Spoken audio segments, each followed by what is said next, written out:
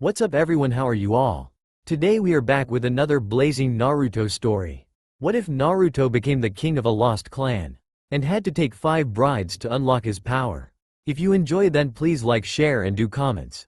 And also check the description to original creator of this beautiful creation. Oh, you're so not taking me down. Huh, watch me. I charged at Annabeth, sword in hand, and jabbed at her, but she blocked it with her sword and ducked, going for my legs.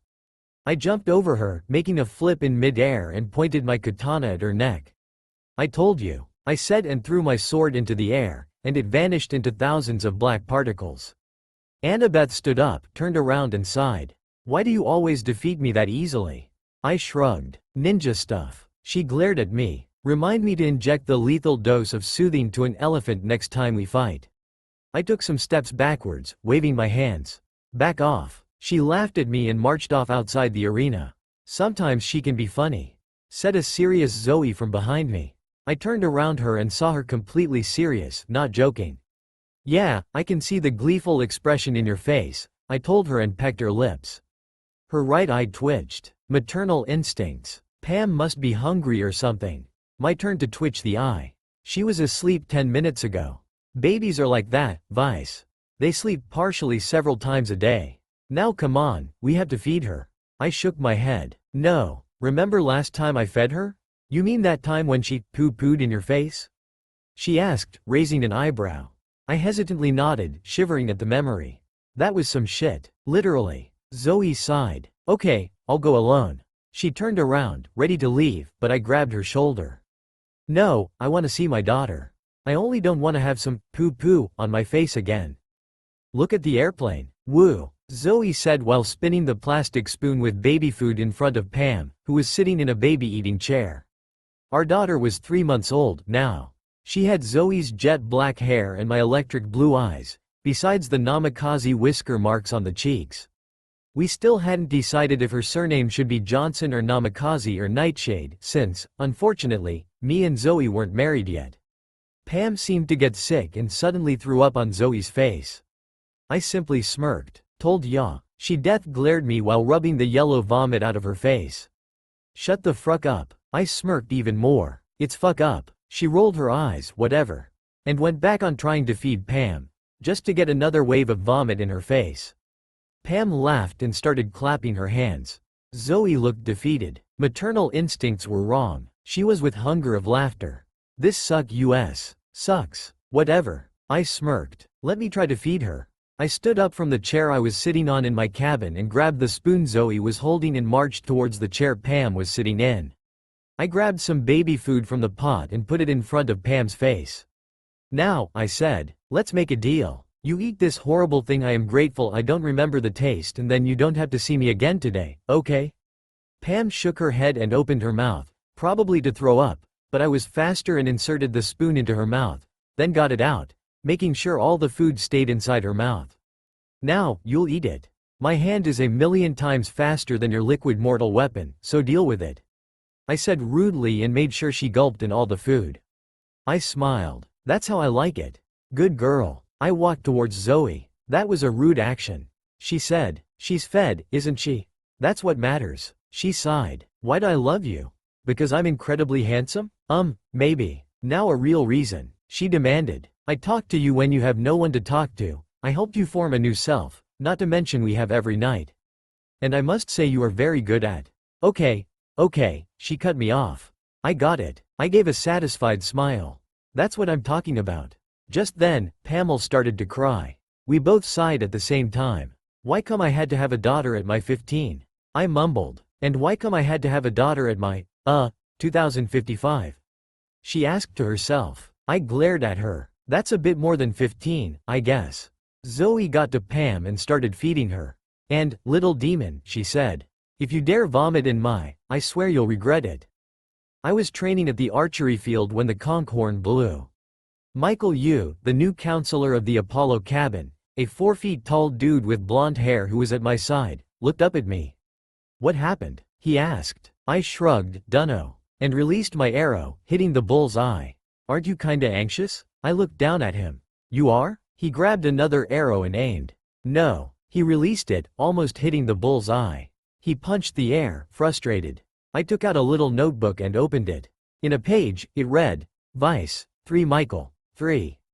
I took out a pencil with an eraser in the end and erased my 3 and replaced it by 4. Guess I won, I said. Shit, he cursed. Hey, I said, I defeated Lee. You really thought you could defeat me? Yeah, I shook my head, laughing. You really are hopeless, Michael.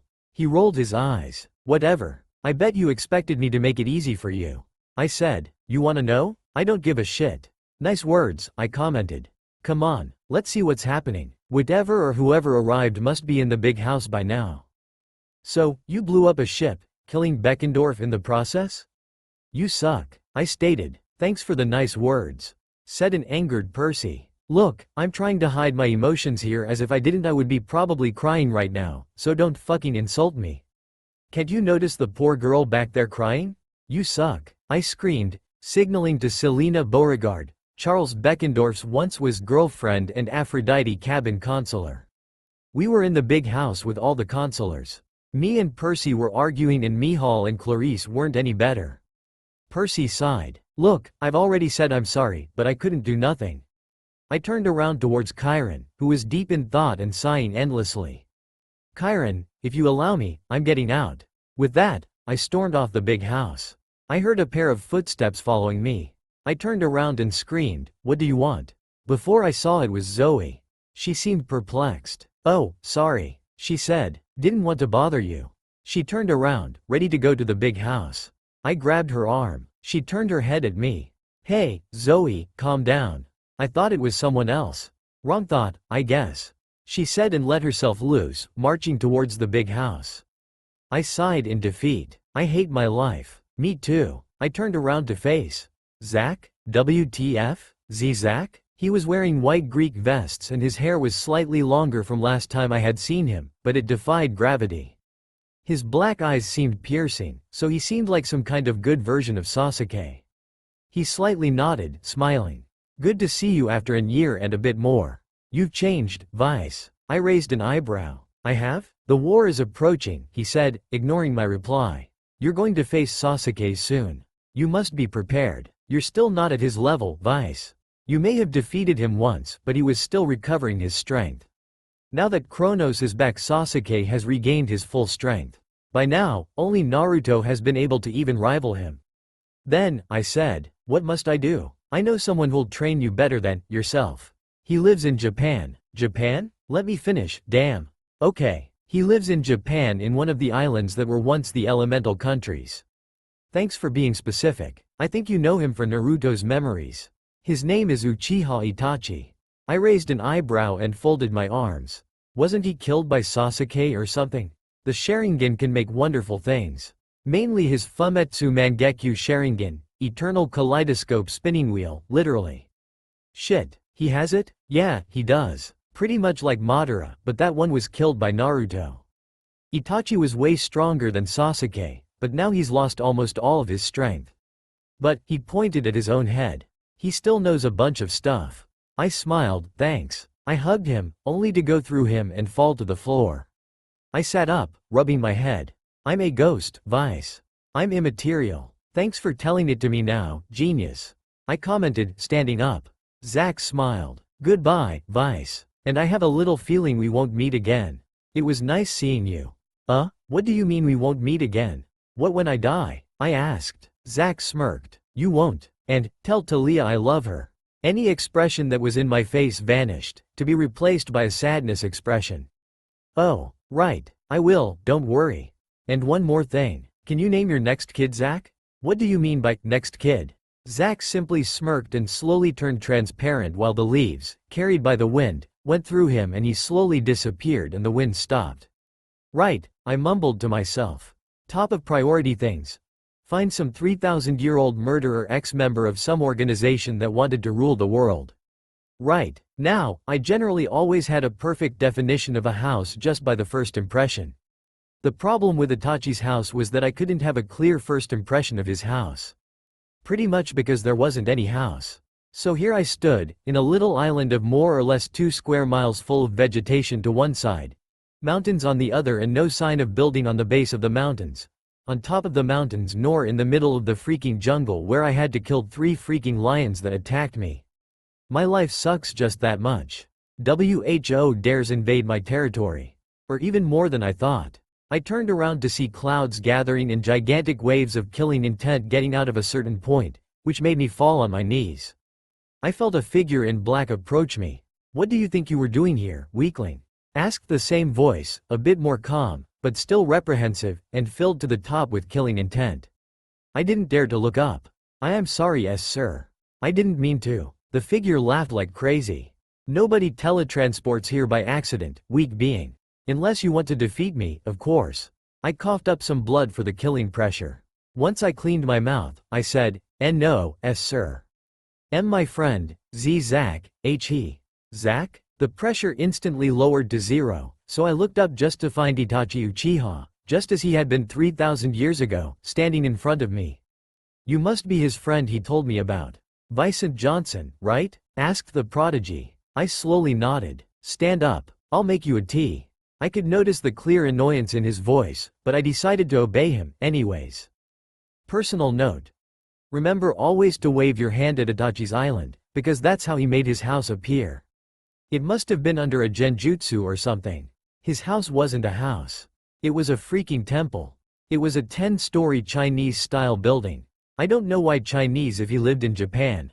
Anyways, it was painted in blue, but the roofs were golden. There were 4 gold dragons going up the temple and on the top they interlaced and had their mouths open to the sky, and in the top there was a globe made of gold, as if it was getting out of the mouths of the dragons. There was a fancy Japanese-style fountain in the middle of the first floor, which was the only one without walls. The windows were round and had golden bars in Oriental style. "That's my home, yours as well, for the next week," he said, though I could notice the annoyance in his voice.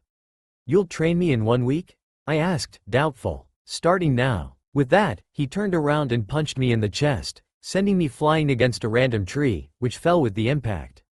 I fell to the floor face down, but quickly stood up and summoning my "No swords," Itachi said, charging.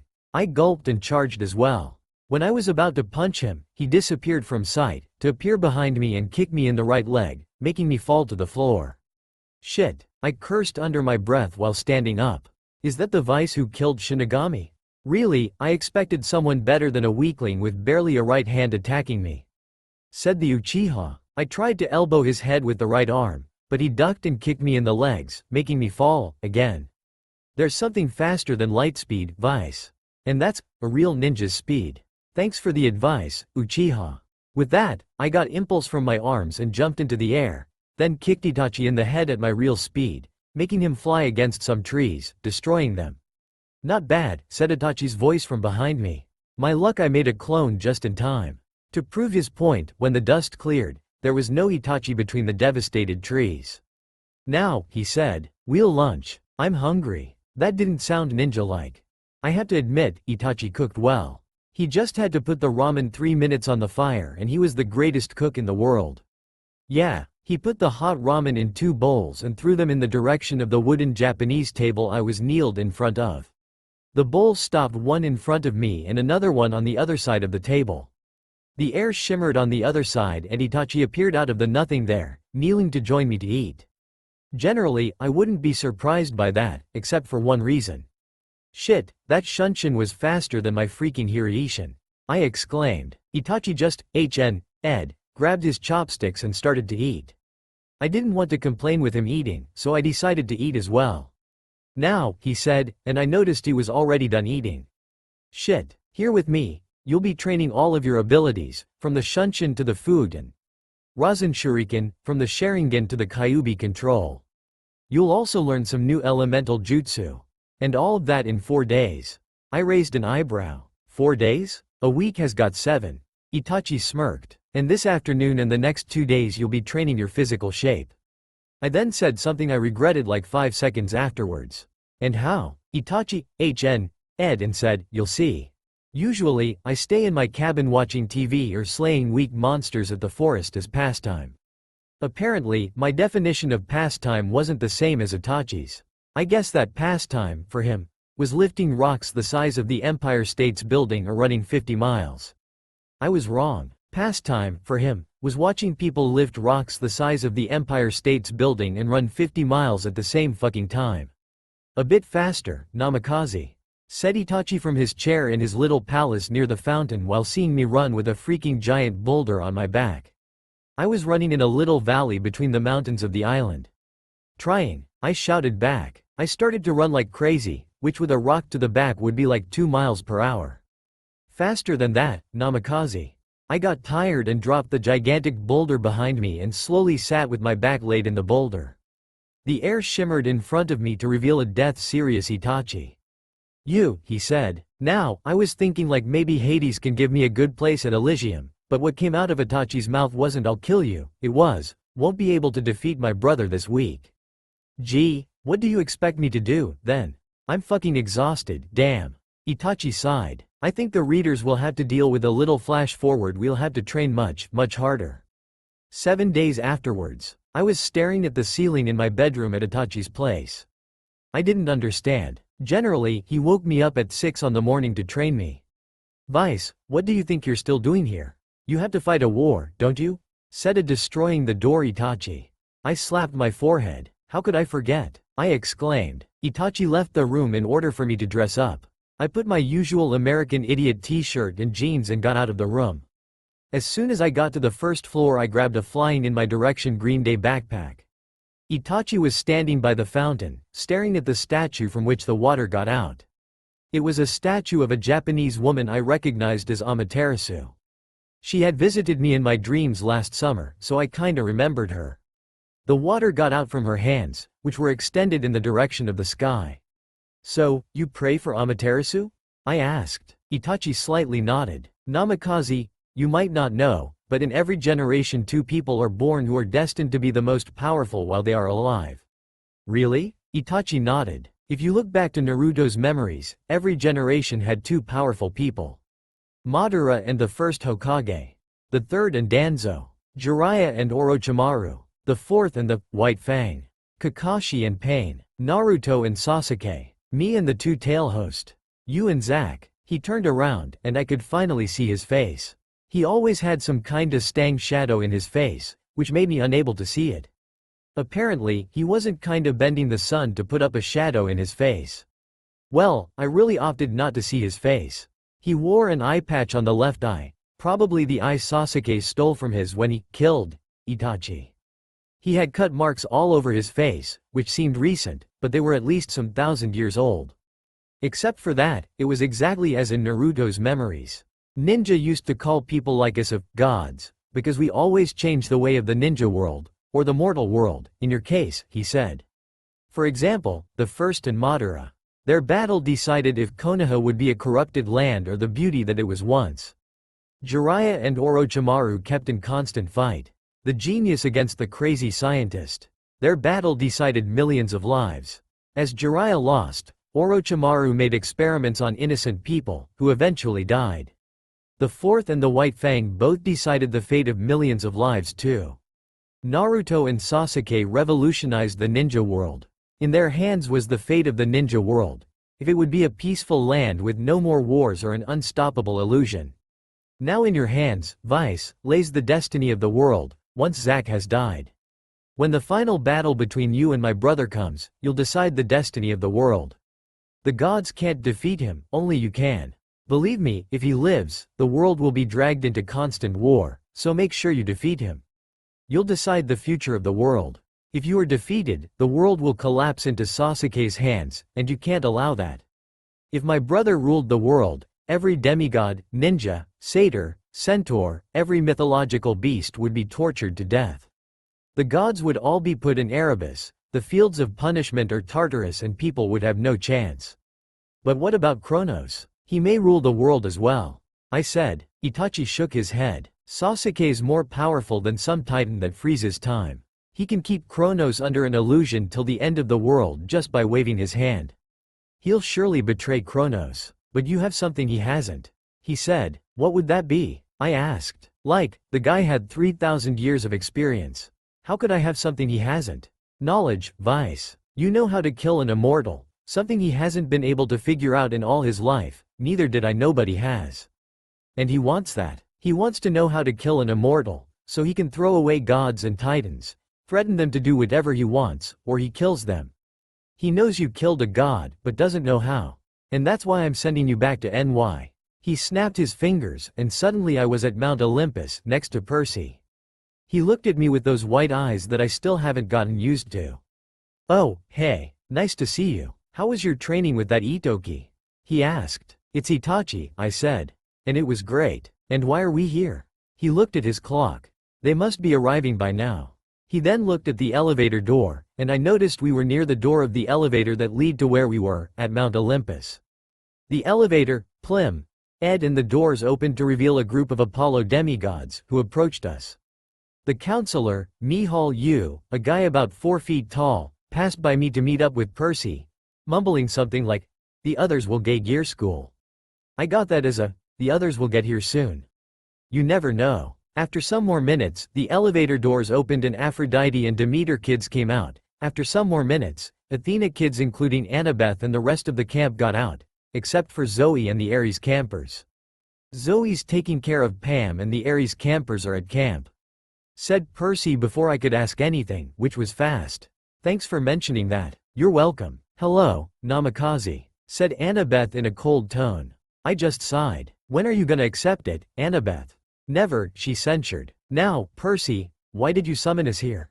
"Kronos," he said. "He's gonna attack." "Wow, you should earn the Nobel Prize of Optimism," I said sarcastic. He just glared at me and kept on. "It's gonna be a full-scale attack. We have to be prepared." But I wasn't paying attention on his speech. There was something odd about here. I had only been twice in Olympus, and there was something missing. "Hey, did you hear it?" I asked. All eyes were on me in 2 seconds. "What should we hear?" Percy asked. "Nothing. There ain't no sound," I said. "Generally, you can hear the cars and everything from here, but I can't hear anything." Percy widened his eyes and activated his Byakugan. "Everyone is sleeping." That was Morpheus's big act. He put everyone to sleep. "Percy," I said, "what the fuck are you talking about?" "Morpheus, the god of dreams, joined the Titans and now made everyone sleep." "Then why aren't we asleep as well?" asked an Aphrodite girl. "The bigger the magnitude of the enchantment, the weaker it is," Selena said. "It doesn't affect demigods." We all stared at her. "How do you know these things?"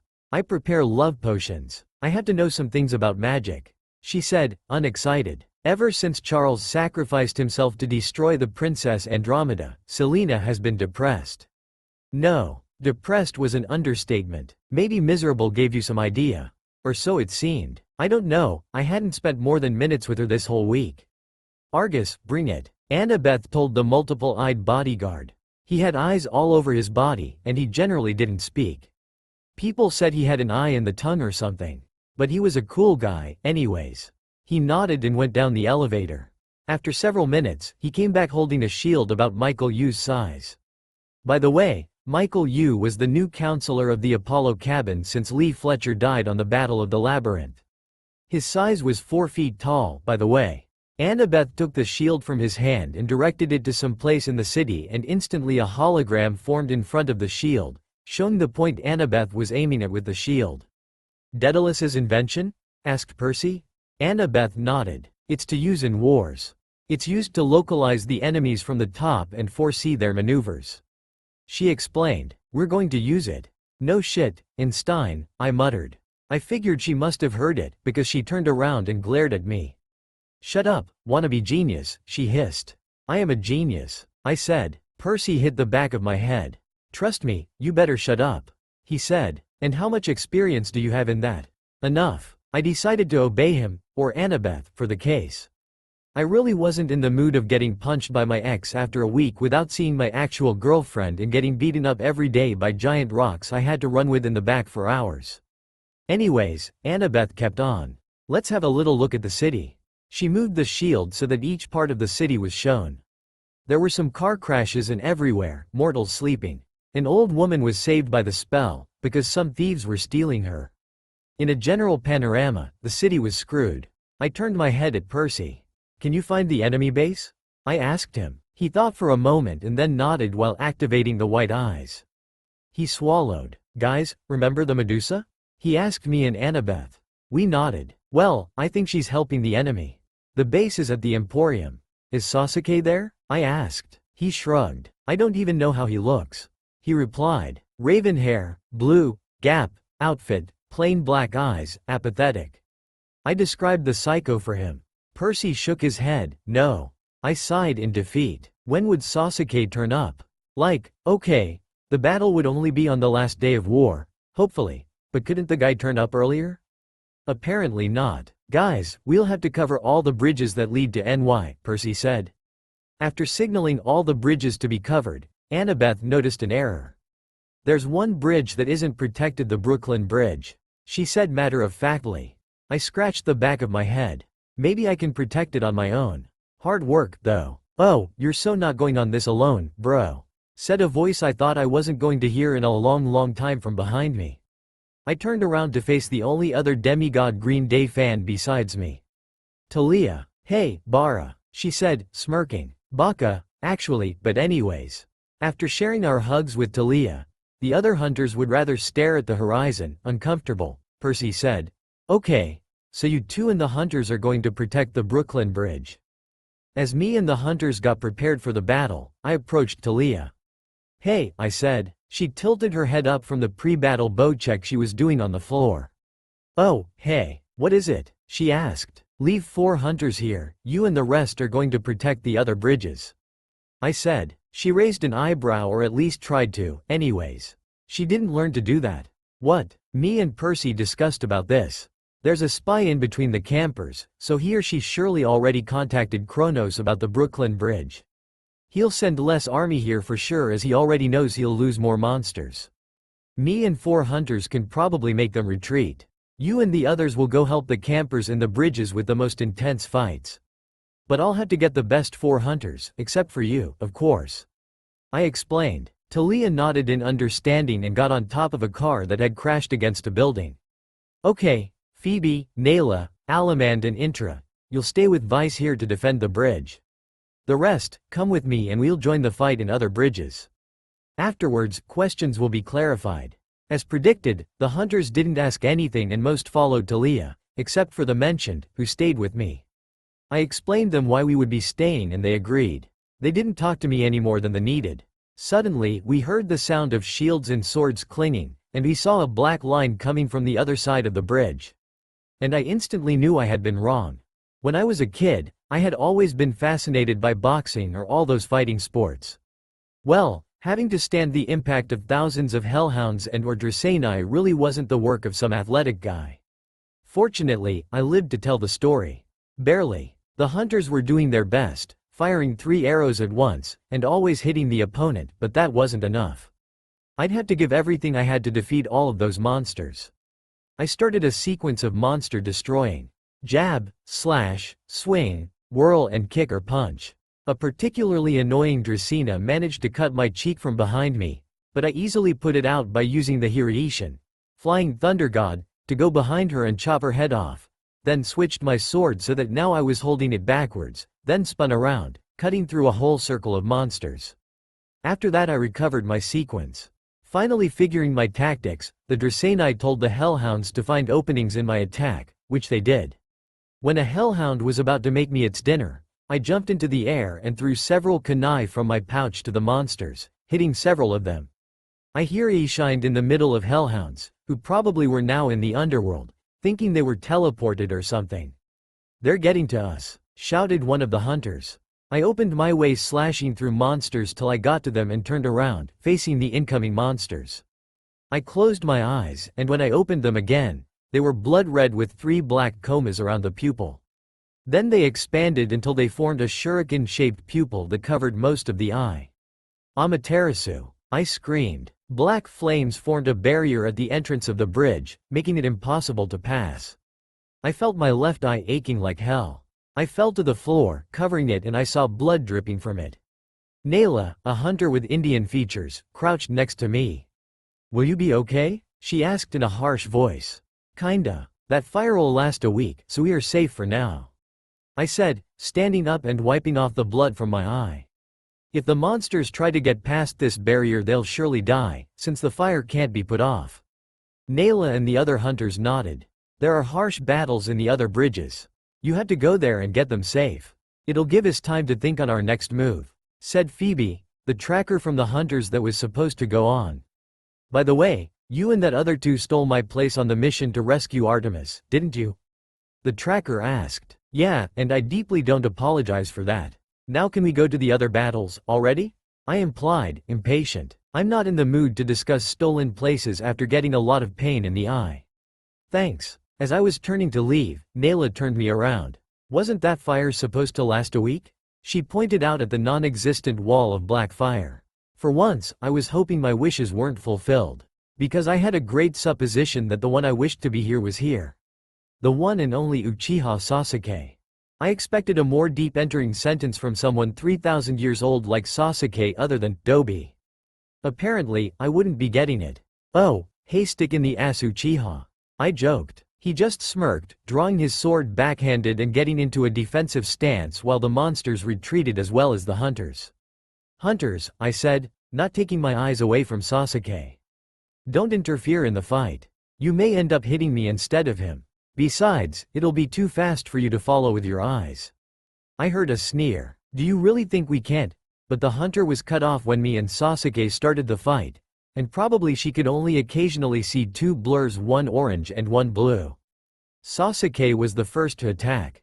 He ran and swung his blade so fast I was barely able to duck. Sasuke predicted my movement and reverted his attack, looking for my neck. I promptly got impulse in my legs and jumped high into the air. Black particles started joining themselves in by hand, taking the shape of my sword. Sasuke followed me and tried slashing clean through my body, but I blocked his sword. Unfortunately, I forgot we were in mid-air, so with the impact of our swords, Sasuke sent me flying towards a building. It's better for the guys who owned the building to have some indemnity or something. Because they would have to do some harsh work. When I was a kid, I liked to see buildings being demolished. I never expected to see one being demolished from the inside. Worst part being that I was the cause of the demolition. Naturally, my back was aching like hell. Even with my back aching, I managed to jump from platform to platform of concrete, till the last one dropped, 2 inches away from me. No time to congratulate myself. Sasuke, taking advantage of my current pain, shunshined to my front and almost stabbed me. Fortunately, almost ruins everything. I dodged to one side and grabbed his wrist and pulled him at me, then bended my right arm and elbowed his neck. He fell to the floor in pain, while I jumped and started making some hand signs. Kaden. Gokakyu no Jutsu. Fire release. Great fireball technique. I shouted, bringing my fingers to my lips and spitting fire from my mouth. The fire formed a large fireball, covering my sight of him. I landed with one knee on the floor and quickly stood up. Once the smoke from the fireball cleared, there was only a hole on the floor, giving me a mega deja vu. But I was cut off when a hand grabbed my ankle and pushed me down, leaving only my head on the surface. I couldn't move. Sasuke shot out from the earth in his Gap outfit, Mangekyo Sharingan activated. He smirked sadistically. Seems like the kid of the prophecy isn't that powerful, huh? Apparently, that pathetic guy was wrong. I think, nobody could write a descent prophecy while having the Uchiha sword stabbed at their throats. He said, his voice full of hate. My eyes widened. I whispered. Sasuke's smirk widened, figuring out now, Yeah, Kronos contacted me and told me to kill all of the Namikaze. That's what I did. He said, no, you didn't kill someone. If I'm alive, you didn't kill someone. Sasuke's smirk vanished faster than my Hiraishin. Her name was Naruto, wasn't it? I kept on. A girl about 15. She wasn't supposed to have a chance against you. Why did you let her live? Sasuke clenched his teeth. That's none of your business. He raised his sword to decapitate me. Time seemed to slow down as the sword came down at my neck. I closed my eyes. Time to use what I learned with Itachi. I focused on going to my mind, and in no time, I was in the torn sewer that was my mind. It was exactly as last time I had come. Water on the floor and everything screwed. What do you want, Kit? Asked the Kyuubi from behind the bars. I scratched the back of my head. Can you just help me finish off this guy? I asked. Okay, I'll lend you some of my. Not that way I can control your chakra anyways. But you've got something I haven't. The Kyuubi smirked. And that would be, you can mess up with my DNA, cells or anything. You could transform me into a human dog if you wanted to. I said, really? Remind me to transform you into that in your last second of life, when I'll die too. At least I'll have something to tell to Cerebrus. The beast said. I raised my eyebrow. You know, back to the thing. I know you can modify my DNA. I'll ask you one time. Is there another bloodline limit I have either than the Namikaze? Look, Kit, the Namikaze isn't a bloodline. It's more a family with abilities, but no physical nor mental alterations, like the Uchiha, with the Sharingan, or the Kagaya, with those freak bones, or even the Nara with those shadow techniques that not ninja out of the clan could do. Any ninja with the Namikaze scroll at his or her hands would be able to master the Hyperion, with enough training of course. The only real ability of the Namikazes is to learn in an absurd accelerated rate. For example, you, who mastered 2 of the most complex jutsus in the same night, nerd. It explained. Hey, kidding, Kit. Anyways, Amaterasu gave you the Sharingan, canceling the bloodline that would soon manifest in you. I raised an eyebrow. I was going to get some bloodline, but the Sharingan cancelled it? The Kyuubi shortly nodded. So, I said, there I have this bloodline, but it just can't manifest, right? The Kyuubi nodded again. Very good, Kit. And you want me to add that bloodline into your DNA? But, it may kill you if I make an error. Are you really willing to trust one that hates you? I nodded. You die with me. The Kyuubi laughed. Yeah, K, I'll give you the most powerful dojutsu which, by the nerd you are, should already know, and try to fuse it with the Sharingan. Now wake up, you'll get the freaking shit. I opened my eyes and saw the sword descending at me. I looked back into Naruto's memories and found what I needed. Shinra Tensei. Divine Judgment. I shouted. Earth all around me exploded, throwing Sasuke back several yards and making a crater around me. I jumped out of the crater and looked over at the now standing up Sasuke, who was in shock. Impossible, the Sharingan and Rinnegan in one same body? Impossible, he said with his mouth wide open. You loved her, I said. You loved Naruto, that's why you didn't kill her. Sasuke clenched his teeth once again. That's none of your. He was cut off by the tip of my sword at his neck. Hyperion, one of Naruto's trademark techniques. Sasuke said, did you really think I would fall for that? He vanished in a poof of smoke, and I felt his blade touch the back of my neck. I'm 3,000 years old, kid. I'll never fall for your little trick. Then I guess I finally have someone at my level. I said, transforming into a log and falling to the floor. Sasuke turned around. Where are you? He asked. I transformed back into myself and, from the floor, kicked his feet off, and once he was down, put my sword to his neck. I didn't use the kawarimi. I hanged into a log so that you would think I had used the kawarimi, but the log was me. Bet that you weren't expecting that one. I explained, smirking and panting because of the battle. Sasuke smirked. We'll meet again soon, Namikaze. You have potential, you just don't fully use it. With that, my sworn enemy vanished from sight, and I rested my arm into the floor, and then I blacked out from exhaustion. I woke up in a fancy room with wooden details and saw Annabeth resting unconscious on a bed on the other side of the room. She was stabbed, said Talia's voice from the edge of the bed. I turned my head at her. Is she going to be fine? Probably, she said, then chuckled. Percy already came here and gave her some kisses. I raised an eyebrow. Really? Talia laughed. No, I'm joking. Why, do you still like her? I shook my head. Not really. Right. Oh, and how are you and Zoe doing? She asked. You already know? Talia rolled her eyes. Of course I know, idiot. I'm your sister, after all. You got a point. Who told you? I asked. Percy, Annabeth and some others. By the way, next time I decide where we'll stay. We had to go back to make those monsters retreat. Worst is that I had to carry your useless body around. Thanks for calling me useless, I said. Now for you to shut up. I activated my new Rinnegan and extended my hand at a cup of water that was on the floor next to Annabeth. Banshu Tenon, all creation attraction. I said. The cup flew in the direction of my hand and I promptly caught it, then swallowed all of the water in it. Talia stared open-mouthed. How did you do that? And what is it with the rings and gray irises? She asked, dumb-stuck. It's called the Rinnegan. It's the most powerful of the 3 eye techniques. It gives me several powers, but it'll take me a while to find out and perfect all of them. I explained, but can you keep it shushed up a bit? I don't want the spy to tell Kronos about the Rinnegan. But that Sasuke guy saw it, he'll already tell Kronos. she said. I smirked, sitting up on the bed. No, he'll not. Percy said Sasuke wasn't at the enemy camp. He won't have told Kronos. Besides, he usually works on his own, not with some inferior monsters, or so he says. I explained. Talia seemed to understand. So he won't tell Kronos because the battle between you and him is his? I nodded. Talia smiled and punched me playfully in the arm. When I first saw you, in that bed at the big house, I thought you were some kind of loser that dated Annabeth just to seem cool. And I thought that till the winter. Like, you were always full about yourself. And then, you break into a mission, do most part of it, kill the freaking Japanese god of death and on top of all, change a prophecy. Zoe was supposed to die, but you saved her. You actually changed a prophecy. Talia said, probably proud of her, little bro. Then again, the oracle is dead, I said. She cannot see that much. Talia laughed. Guess you're right. She has a 99.9999999% of accurate predictions. The only exception was you. It's because I'm the guy. I said with a smirk. Talia punched me in the arm, for real, with an annoyed expression. There it is. You're full over yourself again. This time, we both laughed. She then grabbed my arms and pushed me out of bed. I almost tripped and fell over Annabeth.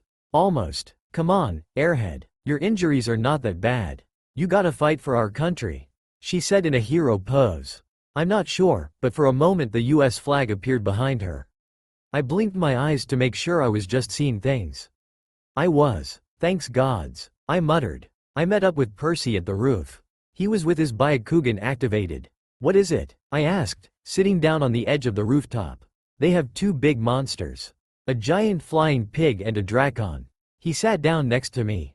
But there's no way to know when they will let these monsters attack us. I nodded. He could be able to see almost everything. That means 364 degrees. But he couldn't see the future.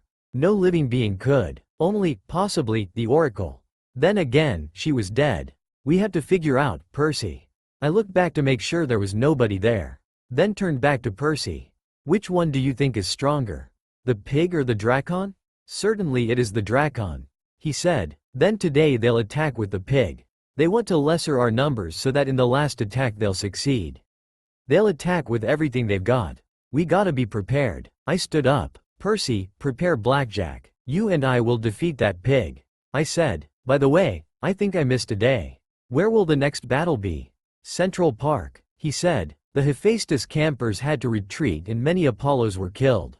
Kronos' army managed to get to Manhattan. I sat back down. Inspiration moment gone. We will have the advantage since it's full of nature spirits, and Grover is in charge of them.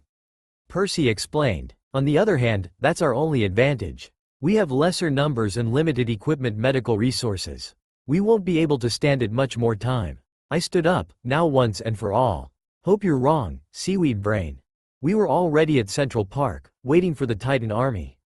We heard the sound of blades and shields coming towards us, and in 2 minutes we were face to face with the Titan army. They pushed us back at first and Hellhounds jumped over the first line of attack and managed to kill one Apollo archer which I didn't know the name of.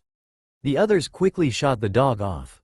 That's when Grover arrived and shouted, still eating an enchilada, a kayak. I think it should have meant, attack, because the trees, grass, rocks and everything else started attacking the enemy. The giants of the enemy started devastating the trees, and nymphs vanished as their life sources were eliminated. One knocked a hunter out of a high branch. I activated my Sharingan and everything slowed down instantly. I slashed through the monsters faster than their eyes could process and killed the first line, made of Dracaeni. The other lines were less armored, so that would give us some advantage. The Hephaestus were the first to break through the enemy lines, followed by the Athena kids, who gave them cover to kill as they wanted. I went back to the archers. Can you throw knives at long distance? I asked. The Apollo campers nodded. I got out a parchment from my pocket and extended it on the floor, then made a one-handed hand sign and there was a poof of smoke on the parchment, revealing at least 30 kunais with Hiraishin seals attached to them. I need you to throw these all over the enemy army so I can finish them off. I explained. They nodded and went for the knives and threw them all over. I will just say that, before the weapons fell to the floor, most of the monsters in the enemy army were tele-transported to Tartarus. Unfortunately, more and more monsters started coming to filling the dead ones' places. A giant swung his club at me, but I jumped and made a flip on the air, dodging the club. I got advantage of his slow movements and ran between his legs. He moved his head, like if searching for me. I jumped just above his head and stabbed my sword in it, then went to the floor, cutting all of his back in the process. Ice enveloped him and a fissure was made where I cut him. Other fissures started developing from the original one until the ice fell in pieces, they vanished, and there was no more trace that there had been a giant there once. I felt hot breath at my neck, and turned around facing a hellhound about to eat me. Percy appeared before me and jumped onto the back of the doggy, according to Tyson, and hit him in several places. The hellhound transformed into dust, which flew into my face. I cleaned it off with a sleeve. "What was that?" I asked. "Hey," he said, grinning. "I'm not just from the intelligence report team, you know? You trained me for some reason." "Oh," I said, defeated while slicing through a Dracaena. "Right. Well, quit that goofy face and help me, then." "'Kay," he said, and started punching pressure points in several monsters at once, killing them all. The campers seemed to get more morale and managed to push the monsters back to where we were. Annabeth, now recovered, got to us.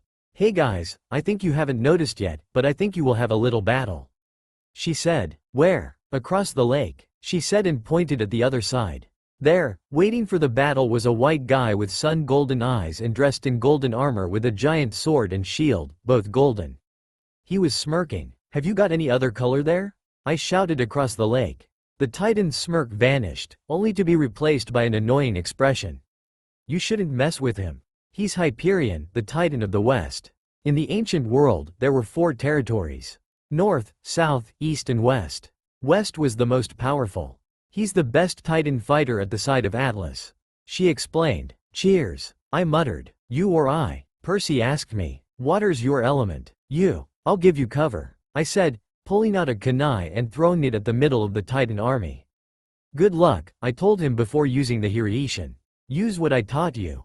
I used my trademark jutsu and slashed through several monsters, then grabbed the kunai with the Hireishin seal and threw it to the sky while jabbing and stabbing countless monsters. I Hireishined to where the kunai was now falling and noticed it was right on top of Hyperion. "Cheers." I jabbed with my sword, only to be deflected by the annoying golden armor. I landed on the water behind him and blocked his sword. "Son of Poseidon?" he asked, seeing I was standing over the water. "Zeus," I jabbed again, only to be blocked, but I kept my sword and pushed, creating a power struggle. "But I'm a shinobi. I figure you've already heard this word long ago?" Hyperion pushed against me. "That's rare, to see a ninja. I don't see one in 2,000 years. "I know," I said, jumping back. "Now Percy," I shouted, came from behind the Titan and stabbed him. I Hireishined to the front of the Titan and chopped his head off. Sorry, but I'll skip the Grover part." Percy got his sword out from the Titan's body. "Why didn't you kill him?" I shrugged. "Guess he wasn't a god of death." Percy's eye twitched. "You only kill gods of death?" "Yeah." I then put my head down and shouted at the earth, "You watch out, Hades." Hyperion's body and head shrinked. I knew he was still alive, but he would never annoy us again, at least not in the water, where his lightness sucked. Suddenly, we heard it. The awaited pig moment. "Woo!" was what the pig screamed. A déjà vu sensations hit me, back to that winter when that boar, which was a gift from Pan, led us all the way to a mortal junkyard, that is, after trying to kill us. Such a courtesy. The pig was pink and had a red nose that freaked us all. Did I forget the pinky wings? It came down at us and barely missed an Hephaestus camper. If I didn't stop the thing, it would surely kill us all. It went back up and dashed at us again. But this time, I activated my new Rinnegan and Sharingan at the same time. I extended my arm at the pig. "Shinra Tensai," I shouted. The pig was sent flying back and landed on some now former building. The Titan army got shocked at this while I just smirked and turned to Percy, who seemed shocked as well. "Get Blackjack. Just that attack won't be enough," I told him. In some seconds, Blackjack came flying towards us and landed next to Percy. "He says he knows you from some place," Percy said. "Tell him to try imagining me with electric blue eyes. He says he knows who you are, now." "Perfect. Woo!" cried the pig, going for us. Percy quickly mounted Blackjack while I jumped and started my flying technique. "Percy, make up something. I'll distract the thing," I shouted. You're the genius here. And stop screaming, I'm at your side. He complained. Right. Well, time to awake your inside Hyuga genius. Go and make something up. I told him and flew in the direction of the pig. Hey, you ugly thingo. Bet $50 you don't touch me. I screamed at the thing. It seemed to acknowledge what I was saying, cause it let out another, woo. Charged at me. I smirked as I used the shunshin to get to his front and touch his nose, enough to hear Ishin anywhere near him. That's what I did. I got on top of its head and pursed one of its eyes. Which one, I don't know, because quickly after that I hear Ishin to the front of its mouth, which was wide open, and let him swallow me. Remind me never to do that again. I managed to get 2 words out of my mouth.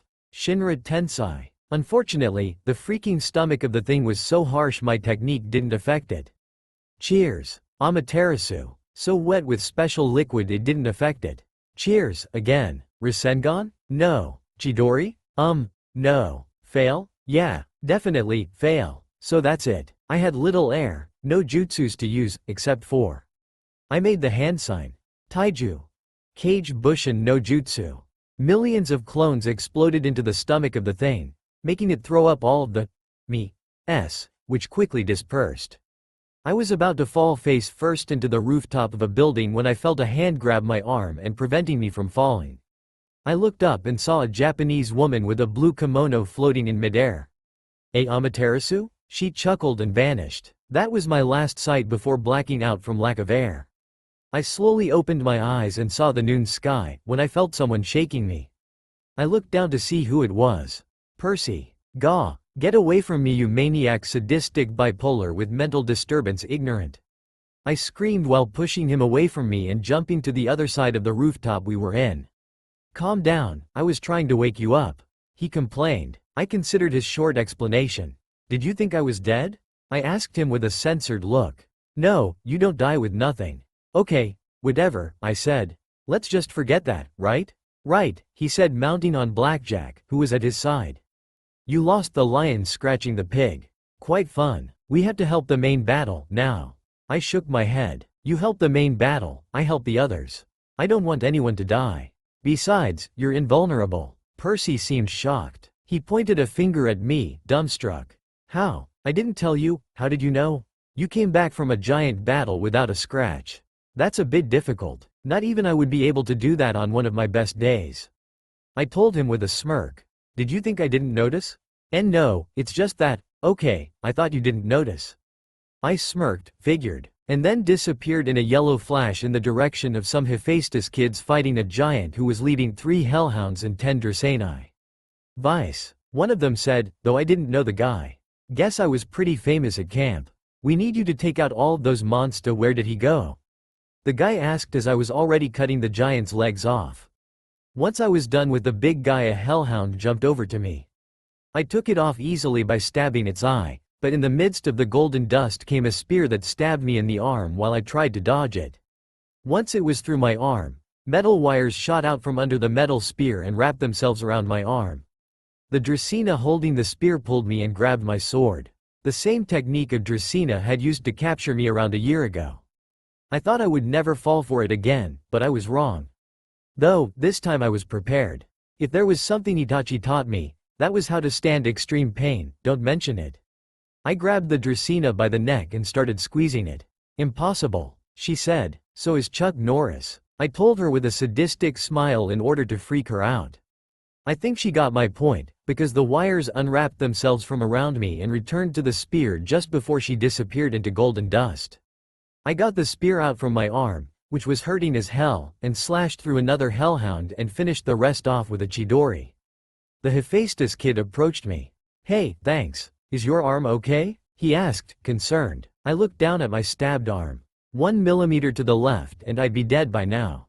It would get the main vein in the arm, in which passes 30 liters of blood per minute. Guess I am, though it's aching like hell.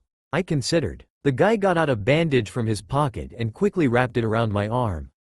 Here, I'm no doctor, but I guess this'll stank the hemorrhage. He said. Thanks, I told him, smiling. Now I gotta go. Help the others. With that, I disappeared in a flash of yellow. In the way to the main battle, there weren't many powerful monsters, except for a particularly annoying hellhound that bit off part of my Green Day t-shirt. I made sure you would get much more time to come back than normal. I appeared before Percy, killing a monster in the process. How's it going? I asked. The usual, he said. We're killing all the monsters. I smirked, activating my Rinnegan. Let me enter in the game? Of course, he told me while hitting a fatal point in the stomach of a hellhound. I aimed my hand at a large group of monsters. Shinra Tensai. The monsters were sent flying, transforming into golden dust when hitting trees. I kept on doing that till most of the monsters had retreated and were running for their lives. Everyone started cheering, but then came an army of warriors and skeleton horses. About 50 of them, little number, but bigger than us. There was a bigger warrior amongst them, that seemed to be leading the army. I aimed for his helmet. Banshu Tenon, I shouted. The helmet came flying towards me, covering the side of the warrior. I lowered my hand, now with the helmet, and saw who it was. Luke, or Kronos, from what I had heard. Kronos? Percy whispered next to me. That was the information I needed. The Titan slashed his scythe at me, but I jumped, dodging the weapon and kicked his chest. He was sent flying against a tree. He waited like last time, he seemed to be a refrigerator. Hey, Kronos, I teased. Gotta start making some exercises, you fat ugly idiot. Kronos stood up. Who did you call idiot, Namikaze? You, of course. Kronos charged at me. You'll take back those words. I scratched the back of my head. Let me consider, no, thanks. I blocked the tip of his scythe with the tip of my sword. Kronos seemed surprised at this, but quickly got over it when a clone of Percy poofed behind him. Kronos spun and destroyed it quickly. I took my chance and kicked him in the back. He was sent flying, but managed a perfect landing. I felt something coming from behind me and I had just enough time to dodge an incoming sword. I turned around and stabbed the guy from Kronos' army in the heart. The guy seemed shocked. You're a camper? You'd never kill someone? Try me, I said emotionless while removing my sword from his now dead body. Or even better, try to kill me. Percy's body disappeared, only for it to appear in front of Kronos. I used my Hiraishin to get there, Sharingan ready while the Rinnegan disappeared. It was too exhausting to use both dojutsus at once.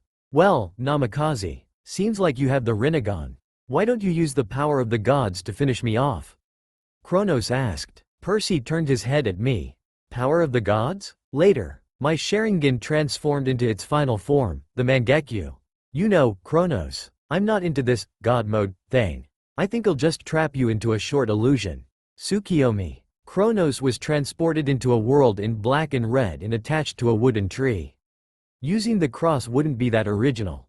A lot of me started appearing everywhere with katanas and started stabbing him. That for 3 days, courtesy of my eyes. Back to the real world, not a second passed. I had to remember thanking Amaterasu for the eyes. Kronos opened his eyes. What was that? I smirked. Feeling fear for the first time in your miserable life, Kronos? Kronos just grunted. For what I knew, he had never felt fear, even when the gods cut him to pieces. I put a shoe to his neck. I may not be able to defeat you physically, but I can easily destroy your mind if I want to. And you'll be the second immortal I kill, since the brain controls the body. It's the brain that makes you breathe, move, have the heart to beat and for you to feel pain. When you enter in River Styx, it isn't your skin that gets extra rigid. It's the pain that makes the part of the brain that controls the pain get more powerful. It makes your skin impenetrable and you can't feel any pain.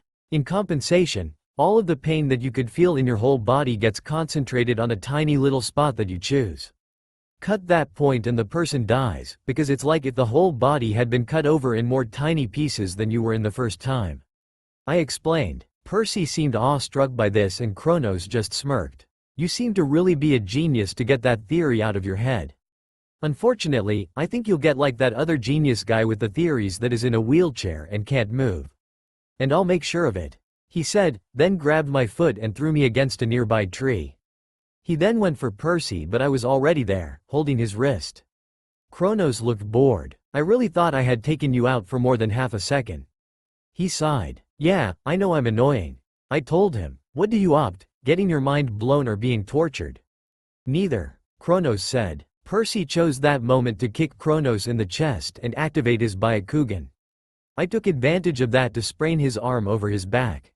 He screamed in pain. "What is this?" he asked, feeling pain for the first time. "Oh, I forgot to mention that the lack of pain was only in the skin. Your bones are a complete different thing. I can't break your bones because they're too rigid, but I can surely make you feel pain." I explained, then whispered in his ear, "Nobody can be totally invulnerable or totally immortal. There's always a gap, and I'm here to find them out and use them against who deserves." I looked at Percy, who nodded. Just under his right arm, I grabbed a kunai and was about to strike in the weak point when Kronos poofied, and suddenly there was nothing where he had once been. Then realization hit me. Cage Bushin. Kronos' army started to retreat and all the campers were cheering. But me and Percy knew all too well what was happening. Sasuke was teaching the traitor demigods, as well as Kronos, ninja abilities. And that was no good. I looked back to where I had killed the guy that was about to attack me, only to find mud there. I dropped my sword to the floor and sighed. "Damn it," I cursed silently. "Hey Vice," Percy said. "Time to explain what is this Rinnegan you didn't tell us about." After we got back to the hotel we were using as base, there was a little war meeting with all of the campers awaiting for my explanation.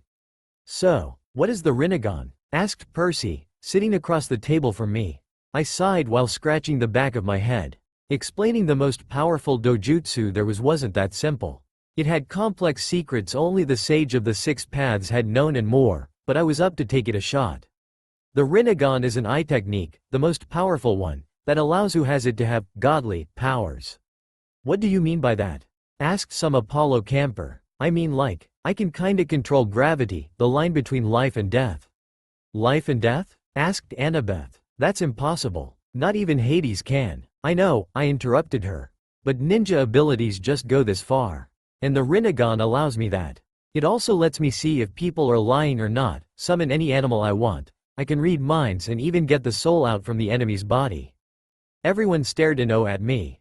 I didn't blame them, after all you don't have someone who can control gravity as a friend every day. "So, is this Rinnegan passed genetically?" Percy asked. "No," I said, "there were only 2 people with it before me. It only appears when the world's up for a change." "So, that means that?" "Not necessarily. The world can change once the war finished. Look back to WW2. Once it ended, new technologies started developing, and then there's the world we live today. Something will change once the war ends. It can be positive or negative, we never know." "Well then," Percy said, standing up and heading to the door. He opened it and turned around saying something before getting out. "Let's just hope it's positive." I woke up in the middle of the night. I had been having the same nightmare every night. It was about the end of the world. NYC devastated, and all the sky was blood red, matching the floor, which was wet with the liquid. The sun was dark red as well, and the clouds were black. Most buildings were by half and some pieces were fallen on the street. I could see the bodies of all of my friends dead on the floor. Percy, Annabeth, Grover, Kyron, Zoe, and even Zack and Sasuke was standing in the middle of the bodies with a bloody sword smirking at me. He always said the same thing, "Give up, Dobie. I'll kill them all." With that I woke up with a start, wet in sweat, and tried to go back to sleep, but today was different. I got the sheets off me and stood up, then stumbled towards the door. In a few minutes I was on the rooftop, sitting on the edge while admiring the city at midnight. The skyline in its usual day was beautiful, but there should have been some problems with the energy stuff, because all of the lights were out. Guess the guy who controlled it had slept in service, and accidentally hit some button. And I could see New York how it was back in Naruto's time. Beautiful mountains stood gloriously over a little civilian village with 2-story Japanese buildings and merchants selling products in a usual sunny day. Unfortunately, my moment was ruined when Percy sat at my side. "What's up?" he asked, sleepy. "Nightmare. You?" Percy sighed and put his head down, probably getting a view of the city down there in complete darkness.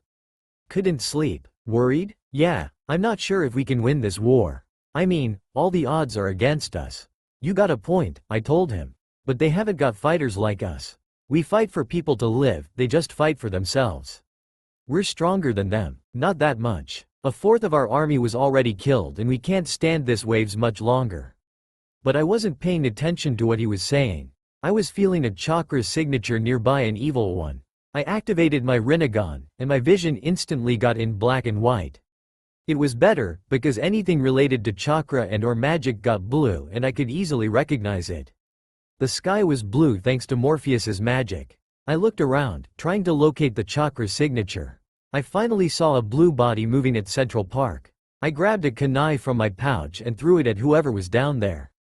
"Hey, what are you?" I cut him off with a gesture and waited for the kunai to reach its target. When it was close to it, I still waited. I wanted to see if that figure moving was a god or a shinobi. When it grabbed a weapon and deflected my kunai, I knew it was a ninja. Fortunately, I was much in front of any ninja, except, maybe, the Uchiha brothers. I appeared in a yellow flash over my target, where my kunai was, and grabbed it mid-air and then slashed it at the person down there. I could see it was a man, sidestepped and let me stick the kunai to the ground, but wasn't fast enough to dodge my kick to the legs, which made him fall. I got the kunai with the Hiraishin seal attached to it out of the ground and put it at the enemy's neck. "You lose," I whispered. "Damn, I thought I could be more sneaky than this," said a voice filled with laughter. The moon got from behind the clouds and moonlight filled the guy's face. His nose could be compared to a screwed tomato, probably Percy's work, and he had an eye patch over his right eye. "You aren't. Where have I seen you before?" "At that arena in the labyrinth, don't you remember? You cut the whole shit in half with a wave of your sword," he said, smirking. Then I remembered. "You were the guy who wanted to desperately defeat Percy, weren't you?" I asked. He thought for a moment before answering. "Yeah, I think so. My name's Ethan Nakamura, best ninja of the Titan army." He breathed out full of pride. "Best one is Sasuke, the guy who taught you. Apparently, Percy can easily take on the second one, can't he?" "I mean, your nose." "Oh, don't mention that." "Well," I told him, focusing on his face again. "Enough with introductions. What were you doing here?" "Got here to find out what's Percy's weak spot." I turned around, facing the top of the building, knowing that Percy was watching us with his Byakugan. I nodded and signaled him to get here. In a moment he was before both me and Ethan with his eyes and popped up veins facing Ethan. His smile vanished as fast as it took me to calculate 2 plus 2, to be replaced by a horrified expression. "What is this?" "That's a bloodline," I said and stood up, throwing the kunai next to Ethan's neck. "I have 3, at least. Percy here also has one of the most powerful. But then, who's the commander? All our intelligence says it's Percy, but apparently you're the more powerful one." I laughed and crouched, facing him with my ringed eyes, and that was the first time he seemed to notice, because his face got a "I'm freaking scared, somebody please help the bastard on the floor" expression. "Oh, didn't they tell you my father's Zeus? They don't know much about you. Our spy hasn't been able to see what you did or what abilities you had. They always said to keep distance from you, but they don't know why. Nobody can say what you do, pretty much because nobody lived to tell the story. But I will." His smirk came back. Percy looked at me. "You kill that much people?" I shook my head. "No, I only killed like 4 or 5. I returned my attention to Ethan. "You won't live to tell the story as well. Don't blame me when they find you all open tomorrow." Percy gulped, and was about to slit the guy's throat when he had to suddenly dodge a kunai. We looked in the direction it had come and saw 10 guys standing there with kunais in their hands. "Damn, can't they give us a break?" I said with my voice totally defeated. Percy looked as annoyed as I did. "Probably not. And why don't they charge already?" "Probably waiting for us to make some mistake or charge first," I told him, when suddenly the excuses for shinobi in front of us started turning slightly transparent.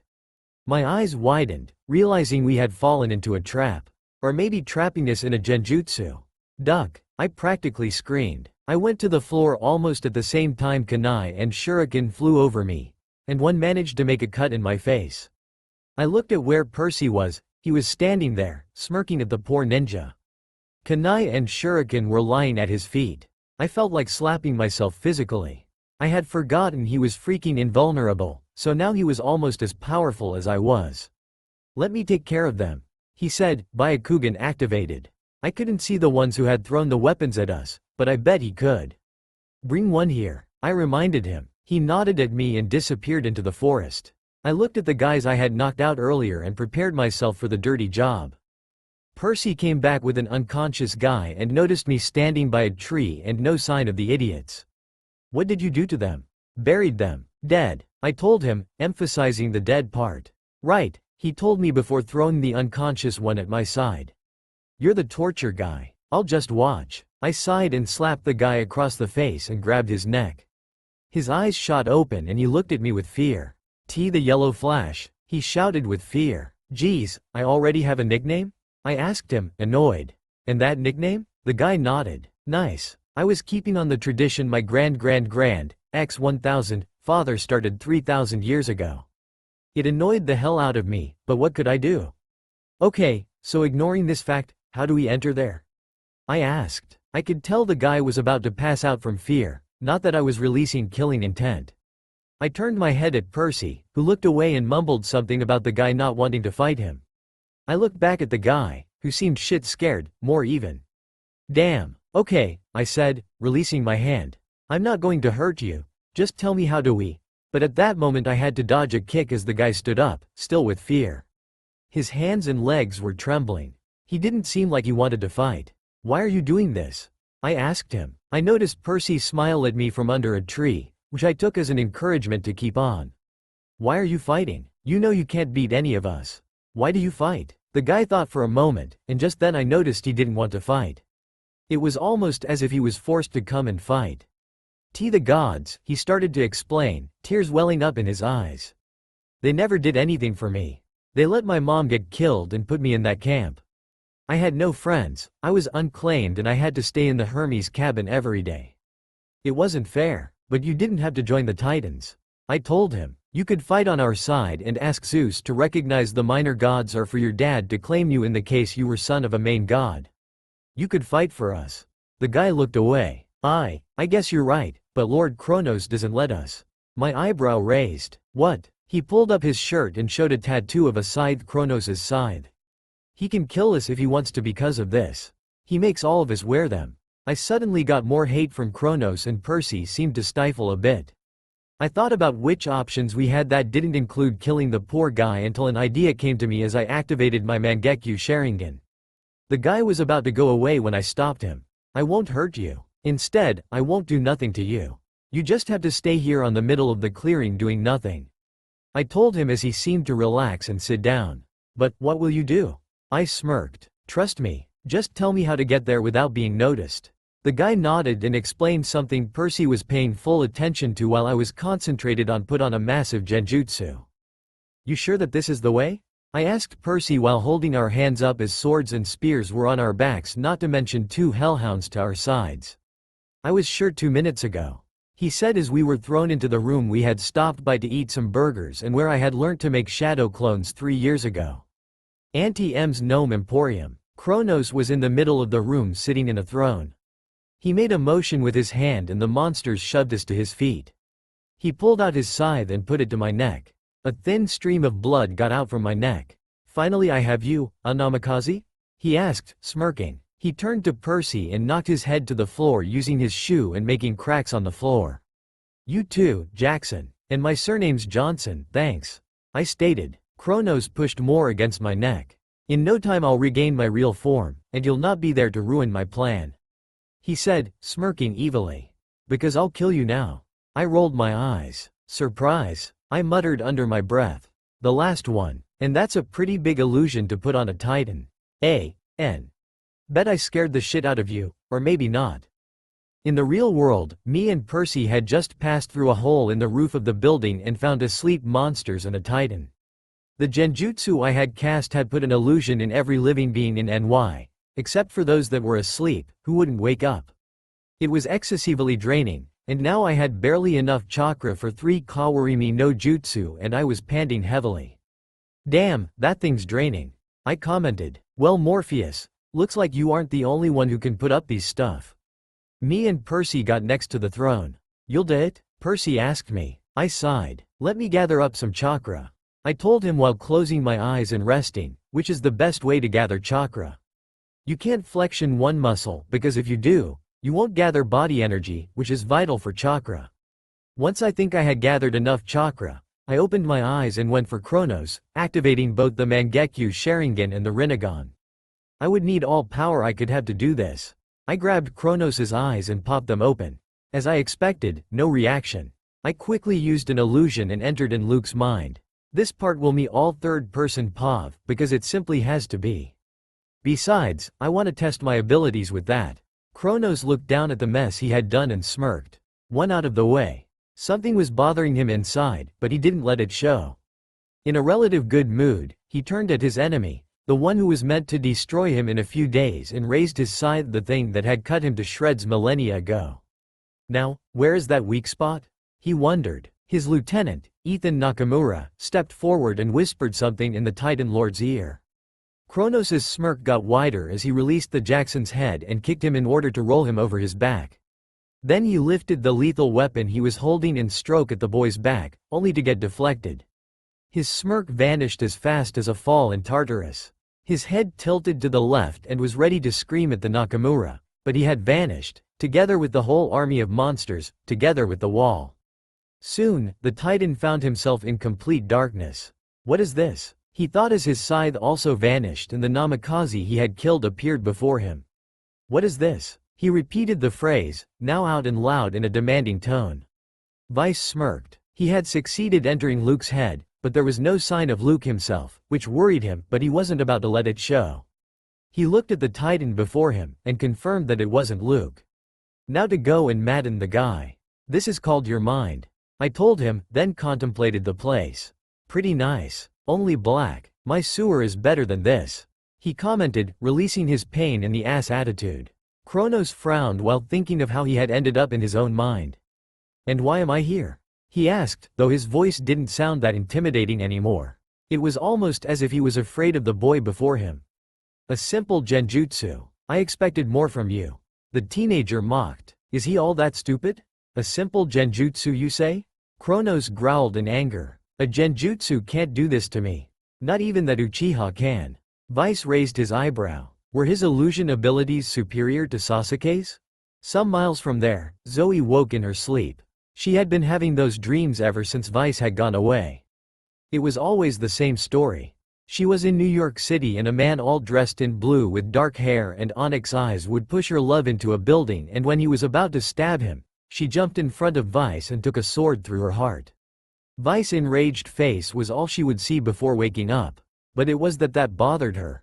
She had had many nightmares in her long life, but in none of them she really died. Every time, when something was about to hit her, she woke up, but in that dream she really died.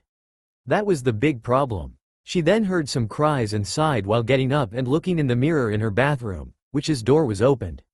The dark circles in her eyes showed that both nightmares and a particularly annoying daughter had got her sleepless nights, but that happened less often when Vice was there. She sighed as she held her daughter in her arms. Shush, she whispered at the baby. Vice had left a letter that said that she could stay in his cabin to take care of Pam, saying that if Zeus or Chiron or whoever complained about the decision, he would kick their ass. Chiron hadn't bothered and let her stay in his cabin instantly. She stood like that and sang a song, pretty out of tune, for Pam to sleep. Once she was sure her daughter was asleep, she drifted back to her bed, remembering all of the moments of the best years of her life, the ones she is getting with Vice. I'll not let you down. She remembered his words and smiled, already in her sleep. Kronos panted as he got up from the ground again. That Namikaze, had dared to humiliate him without any effort. And worse of all was that his opponent could actually injure him, but that shouldn't be happening. Not in the real world nor in his own mind. I'll ask you one more time. Vice said calmly and standing his ground. Where's Luke? Kronos growled, which, for Vice, was a sign that the Titan wanted more. Come on, the guy already had his ass kicked. He's dead, and there's nothing you can do.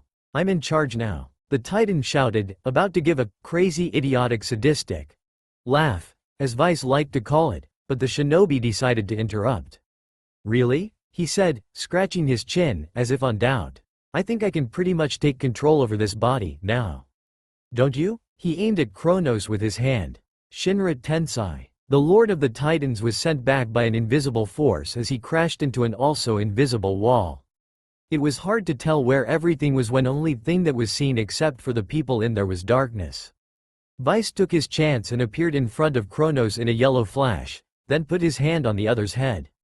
He focused deeply to open up everything, and suddenly the darkness started to change, to be replaced by light and a peaceful landscape, grass plains and trees randomly spread with a slight breeze howling by. The sun signaled it was noon. Vice's favorite time of the day to be in the nature like this. To him, this could be easily related to something like paradise. What is this? I can't move, Kronos shouted inside his mind as Vice opened the Titan's mind. Suddenly, the ninja pushed away and used the shunshin to set up a distance between them. Vice smirked as he realized he had succeeded. He had looked back into Naruto's memories and seen that with the Rinnegan he could read someone's mind. But he used it to open Luke's mind. The shinobi looked around, but there was no sign of Luke. Why isn't Luke here? He asked, puzzled. You truly don't understand, do you? Kronos asked, smirking. I am Luke. Luke's just this body, there's nothing left of him. Vice shook his head. It isn't possible. A body can be destroyed easily, but only godly souls can be destroyed, like Shinigami's. No mortal soul can be destroyed, at least not that easily. Kronos smirked. Try to find him, then. Now, I'm going back. You can't. Just at that moment, he vanished, which made me frown. People couldn't escape from the Tsukiyomi that easily. Maybe because he was a Titan he could, but I knew that I only had a bit of time before the Mega Genjutsu was lifted, and if I was right, Percy would have to get my body Awa. Wait, I wasn't in my body? Shit, that would mean that I had unintentionally used a Yamanaka technique with my Rinnegan, which allows me to do whatever technique there is. Damn, I sighed as I started to teleport all around, looking for Luke. Damn it, why is Vice taking so much? Percy asked himself inside his mind. He had been standing in that same place for hours and had taken out all of the enemies in the room, which was pretty easy considering they were asleep. Now he had to wait for his friend to go back to his body so that they could go away. Unfortunately, Kronos' eye popped open to reveal a golden iris. Oh joy! The Titan popped up his head at the Hyuga with a smile on his face, though even someone like the demented guys from last year at his school could tell it was totally sadistic.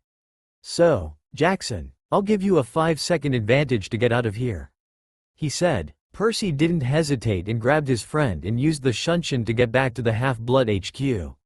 He had to save his friend and there was no way that he could defeat Kronos on his own. Damn, he's fast, Kronos mumbled. He suddenly got a headache. The namikaze on my head doesn't help a bit.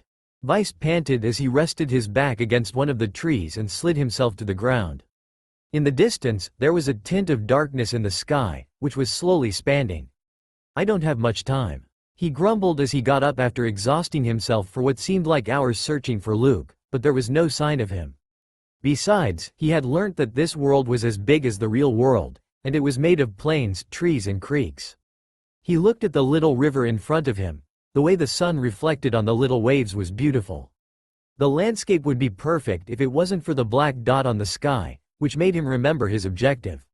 I have to find him. With that, he got up and went to the search of the owner of the mind. He has to be somewhere here. He is trying to fight Kronos, from what Percy told me. Flashback. Percy seemed to be worried about something, sitting in his bedroom and in a thinking position. Vice knew this because his friend was nowhere to be seen and the building wasn't booming with his snoring, so that was the only logical explanation. In no time, he was already by the door of Percy's room, which as well in no time, burst open, which seemed to scare Percy who wasn't with his eyes activated. What is it? He asked once he got over the shock. Something's bothering you, the namikaze stated. Percy nodded reluctantly. That thing he had seen, it couldn't be coincidence. It's Kronos. Luke is trying to fight him and regain control of his body.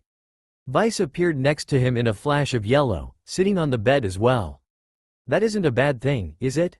Percy nodded. Yes, it is. Luke is trying to fight Kronos, who will probably kill him once he gets his real form. And, well, it wouldn't be nice to let Luke, the real Luke, die like that. Vice considered his friend's statement, and sure enough he was right. It was inhumane to let a good guy die like that. I'll think about something. He told the Hyuga and left the room. And Annabeth would be upset. Percy whispered once he made sure the namikaze was out of sound reach. End the flashback thingo. He sighed as he stopped by another creek refresh himself. He put his hands on the water, only to be rejected by it. Oh nice, he muttered. What happened to him? Annabeth asked, running towards Vice's empty body. It was still breathing and the pulse was normal, but there was no consciousness and his eyes weren't responding to the light. It was as if the body was in a coma. He must be inside Kronos' mind. He is still alive, but his consciousness is away. Percy explained, panting for the speed he had used to go to the building. He knew it wasn't a quarter of his friend's and former master's speed, but it was enough to surpass anything that wasn't a shinobi. Annabeth looked down at her former lover's empty body. He had some stress marks on his forehead. She didn't blame him. He now had a daughter with her and had a war to worry about. If she had some kind of vision problem, she thought she would see some white streaks of hair, which made her think back to that winter, where she gained white streaks of hair and to leave his mark he had killed the ancient god of death. Usual. The daughter of Athena took one last look at Vice's body and then at the pale-eyed boy with a matching streak of white hair and walked out of the room. To say the Namikaze was pissed off was an understatement. He was tired, the hole in the sky was growing wider and faster, he couldn't get water out from the creeks and the sky seemed to always be at high noon. Currently, he was trying to break his way through a creek, but punching a solid metal wall with no chakra and poor strength would have made his attempts similar. Suddenly, he heard a cry in the distance. He knew better than to go to the rescue immediately. After all, this was his second main enemy's mind, so he needed to be aware of everything. He got at the local of the scream the faster he could, but he saw no person. He felt something coming at him, which he dodged immediately to the left. It was a kunai, it had come from behind him. He turned around, Namikaze sword in hand, to face a tree and a humanoid shadow hiding in the middle of the branches. The ninja threw his own kunai at the tree, only for the figure to jump out and land in front of him. But before it could do him any harm, Vice was already behind it, sword and kunai pressed to his enemy's neck. "I've defeated you once, I can defeat you twice easily. Luke," he said to a defeated Luke, who dropped his kunai. "Sorry, thought it was Kronos." The Titan host said as Vice released his grip and brought his sword and kunai back.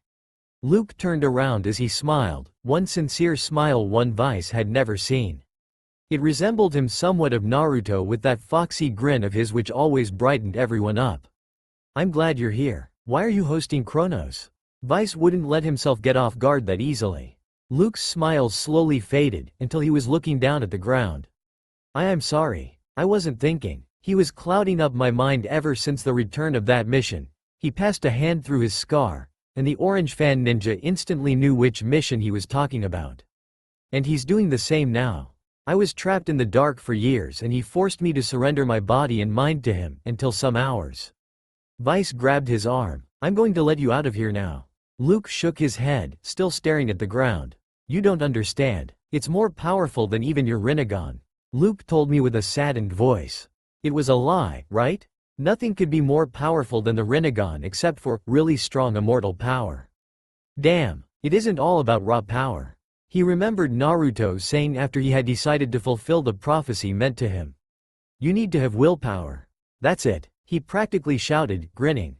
Luke brought his head up. "What? That's it. This is your own mind, your own world. Right now, Kronos' mind is halfway to cover yours," he told the blonde-haired boy, pointing at the now huge black circle which was covering about half of the sky. "You have to fight it and then you'll win." Luke looked reprehensive. "How? It can't be fought, I tried before." Vice smirked. "I wasn't around before, was I?" Percy grunted in protest as a hand shook him in order to wake him up. "Wait a bit, Rex," he whispered sleepily, turning to the other side of the bed. "Hold on, I don't have a dog." He instantly sat up, rubbing his eyes. "Percy, there is a Drakon attacking us. Get up," practically screamed Annabeth's sweet voice. "Sweet? K," he shouted, then muttered under his breath a single word, "Sergeant." What was that? Nothing. Considering the situation as it was rather interesting. Trapped inside Luke's mind, which, by the way, was halfway to get totaled by the black spot of doom. Luke giving him a look that said you can't be serious about this is fucking insane, and him giving his rival a "I know what you're hiding cuz you're making it too damn obvious" look. Though, that wasn't the look he was searching for. The most appropriate would be something like "Well, gimme some better way to defeat the freaking Titan Lord, dammit." Though, that wasn't the look he was searching for. The most appropriate would be something like "Well, gimme some better way to defeat the freaking Titan Lord, dammit." You fucking kidding me, right? Luke wondered aloud after getting a duplicate mother of all headaches. I have to somewhat make your mind my place, but that isn't working even with my Tsukiyomi. It's weird. It's like if I were completely unuseful. The young shinobi explained. Why, I don't know. The Titan host's look changed this time to something like "Oh, thank Lord for the cheerful information." Yeah, I know. Vice sighed. What was it with him? Salute the unuseful bastard who entered my mind. Hey, I'm trying to, and that's when the idea clicked. That's it. Life at camp was rather boring without Vice and the others, and extremely annoying since now Vice wasn't there to make her daughter death threats and make her eat the damn food. No, damn food, yes that was it. And now that everyone was out, Selena, the girl that lost her lover, was the only one to help her take care of Pam. Currently, she was staring in horror at the torture Selena had done to Pam. Lipstick and eyeliner, blush and some other things she wasn't aware even existed were all in her daughter's face. You could get her anything terrifying. It wouldn't compare to this. Pam giggled cutely in her baby chair, which someone made the scene more horrifying. Selena looked down at her work and for once smiled after Charlie's death, but the smile suddenly disappeared when the sound got so loud that her ears went numb. What did you do to my daughter? Selena sighed as she asked a single question. How many seconds? 5. At that, she started to run like crazy away from the zoo's cabin and from an about to assassinate somebody looking Zoe, straight to the stables. She took out one of Vice's storage parchments Travis had given her as birthday present, which she was almost sure he had somehow stolen, and activated it, putting some energy into it, and went behind a tree to change into Clarice's armor. So you're telling me that my head's not my head? The blonde-haired Titan host asked. Yeah, the Namikaze answered. You could have been a bit more indirect.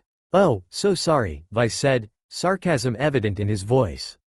That's just not me. You should be a bit more nicer, you know. Look at me, an evil guy. I may be evil but I'm not unpolite. Luke told him. I threatened my baby daughter to death. Do you think I have hope? Luke's expression changed from I am better than you to damn, you really have no hope man, and that makes me a whole lot of fucking better than you and your minimal existence, haha. How so many words could fit in a frown, Vice had no idea. Well, back to the situation at hand, we have to get you to regain control of your mind. And how are we supposed to do that? We have to summon Kronos, Vice said, then pointed at the sky, which was half covered in black.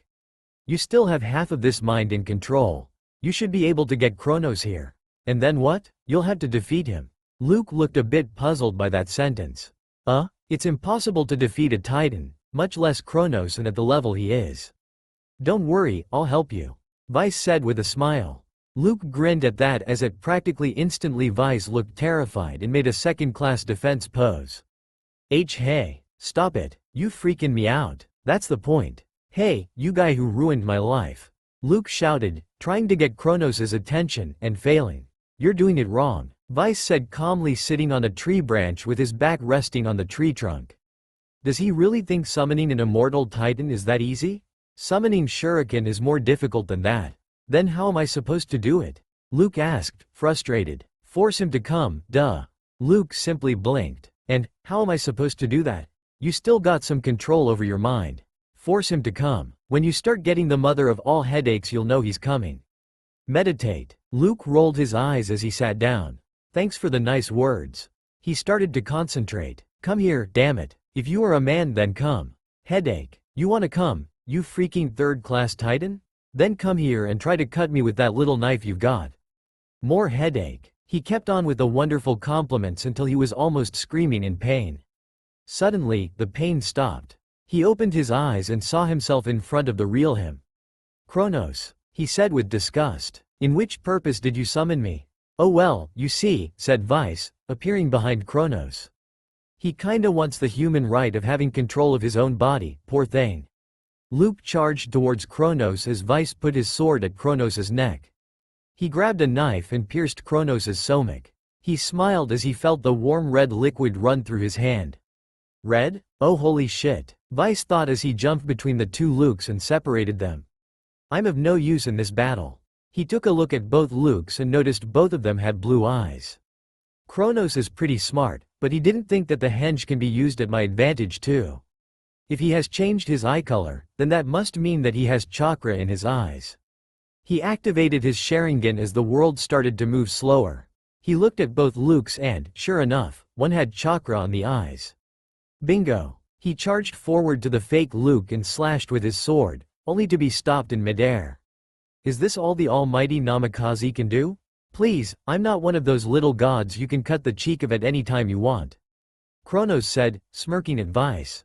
He then dropped his hand and the namikaze went into the ground and felt his body get tightened around him, until all he felt was his head.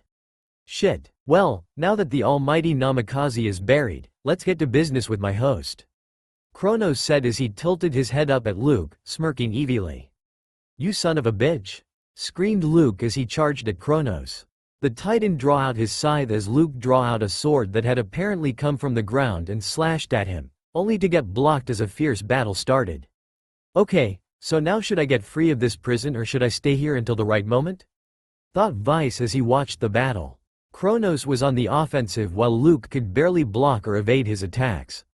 Luke must have trained counter-attacks since that day some years ago in order to surpass me. Now that I look at it, from that day I have only gotten a bit faster and got some eyes. Nothing much. Really, if this was a story I would probably be some kind of Gary Stu. Getting all powerful in a day. Vice, this is a story. Really? Didn't know. Wait, does that mean I'm Gary Stu? Yeah, but people like it, so no prob. Okay, now back to the battle. Yes, sir. Vice watched as Luke suddenly counter-attacked, landing a foot on Kronos' stomach, sending him flying in the namikaze's direction. Vice took this chance as he activated the Rinnegan over the Sharingan, producing a terrible strain on his eyes, and muttered, Shinra Tensai. The floor opened as Vice jumped free from his prison and kicked Kronos on the back and onto the floor. Luke went running to where the Titan Lord now laid and crouched. He then lifted Kronos' right arm and stabbed him on the weak point. No noise came from the Titan, but the darkness on the sky disappeared, leaving space for the beautiful landscape. Is he gone? Asked Luke, smiling for the first time in years. Probably. Vice said, smirking. Second prophecy that I screw up. Not that I care. Luke said, immediately changing attitude. Though he was acting as if nothing had happened, being free from the Titan was really good. He had considered joining Kronos a pretty good idea until he was told he would die hosting Kronos and almost dying on River Styx. Really, he deserved something better than that, and now he had it. Bite me, Vice said. Getting out of here I'm gonna rescue you, but don't expect me to do it heroically. Really, doing things pretending to be the super good guy was a pain. Vice would rather be powerful than a poser. How are you going to do it? Asked Luke. He was curious as to how Vice made a rescue. He had never seen him save someone and had only seen him fight against Shinigami and himself, nothing else. Probably going to take out the army surrounding you and send you flying to our base kicking your ass. Vice said with a smirk that soon vanished when he realized what he had just said and slapped himself mentally. As that was his mind, one could just say he slapped himself. Damn, that was supposed to be a secret. Right, now go. I won't feel pain from the kick anyways. Luke said as he smirked at the failure of his enemy Ali's plan. Whatever, I'm gonna figure out some other painful way to get you to our base and then kick your sorry ass. Be prepared, Vice said as he vanished. Luke flinched slightly at that last statement. As far as he knew, Vice was never one to break promises that included kicking the bad guy's ass. Life first, but later. He thought as Vice's technique dropped and he regained consciousness. Percy was now aware of two things. 1. You should never get in the way of a Drakon. 2. If you do, you're certainly dead. He cursed the unfortunate event of having to face a freaking Drakon as he jumped and slashed its eye with Riptide, only for the weapon rebound and the beast to almost bite his legs off. Retreat, he ordered as he landed and saw an unfortunate demigod get blown off by the flying snake's tail. If it kept on like that, they were truly doomed. Attack, he heard a feminine voice say. He looked up and saw chariots, the one the Apollo and Ares cabins were fighting over before going in the direction of the monster. Leading the fleet of 6 chariots was Clarisse on her armor, but something seemed different about her. Wait, are those blue eyes? Percy thought as he noticed the slight change on Clarisse's appearance. She was able to fight off the monster with the help of the other chariots until she was bitten on the shoulder with one of the Drakon's canines. A scream of pain came with it as the chariot went to the ground. Clarisse stood up, ignoring the poison spreading through her body, but swiftly fell to her knees, coughing up blood. Percy was confused when he saw another chariot appeared and in it was none other than Clarisse. Wait a bit, Percy stopped to think the whole thing over. She is Clarisse, he said, pointing at the unarmored demigod. And she has Clarisse's armor, he said, pointing at the figure laying on the ground, and then it struck him. Selena had blue eyes. Damn, talking to Vice too much is affecting my mind, he thought as he ran towards the daughter of Aphrodite. Clarice landed and ran at full speed towards her friend.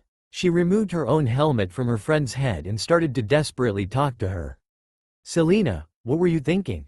A voice that wasn't from either Percy nor Clarice said. They all looked up to see Zoe also with a desperate look on her face, though it seemed like a big smiling face compared to Clarice's expression. That's enough, shouted the daughter of Ares as she took her electric spear and looked at the Drakon with pure hatred in her eyes. You're going down, she screamed at the top of her lungs and charged the monster without an armor on and stabbed the spear into the serpent's body. The monster struggled against the electricity in its body, with no success. It released an anguished scream as it exploded into a mountain golden dust that fell as snow over the heads of the demigods. Vice regained his consciousness on a bed on the demigod HQ. He didn't give it any thought as he opened the window and jumped through it. He had to save Luke before someone from the former Kronos' army killed him. As much as he didn't like the guy, Annabeth somehow still cared for him, and he couldn't shake off that tiny spot of his own thoughts that wanted Annabeth to be happy without him. Though she had some grudge against him and the fact that after Zack's death he started to be an ass to everybody except for a handful of people didn't help, deep inside he cared for all of those who stood in camp, Annabeth included. He sighed as he hid behind a tree and watched as the Dracena Queen did some speech about Luke being traitor to all of Kronos' army, which consisted of almost 2,000 in numbers, though he found it strange that Sasuke wasn't there. Luke had an arm lifted by a rope and a giant was waiting for the snake to finish her speech to end Luke's life. Luke's eyes didn't hold fear as Vice expected, but instead he had a smirk on his face and it widened as he saw Vice watching the speech. Time to ruin the show, Vice thought with a smirk as he used the shunshin to get on the wooden stage the Dracena, the giant and Luke were standing on. He stabbed the female monster as it transformed to dust. Sorry for the little interruption, but right now I'll be taking him away, Vice said, pointing at Luke with a thumb. Kill him, shouted a poor traitorous demigod who didn't seem to know Vice as he jumped into the stage with a sword and attempted to slash at Vice, only for said hero to easily dodge and throw a kunai at the shoulder of the demigod and dispatched him with pretty strong lightning to the chest that sent him flying. Anyone else? He asked in a childish tone as he took out the giant behind him without taking his eyes off of the crowd. Thank you. He proceeded to cut Luke's rope and vanish with him, not before leaving some thousands of clones behind. For the last time, lay me fucking down, Luke ordered. Vice, just to enjoy himself, had stopped some blocks away from the demigod HQ and was now walking at an incredibly slow rate while holding Luke in bridal style. Yes, milady, said Vice with a smirk as he put Luke down after 10 minutes of struggling. Vice couldn't resist and cracked up laughing and fell to the floor, holding his stomach as it would seemingly burst out of his body.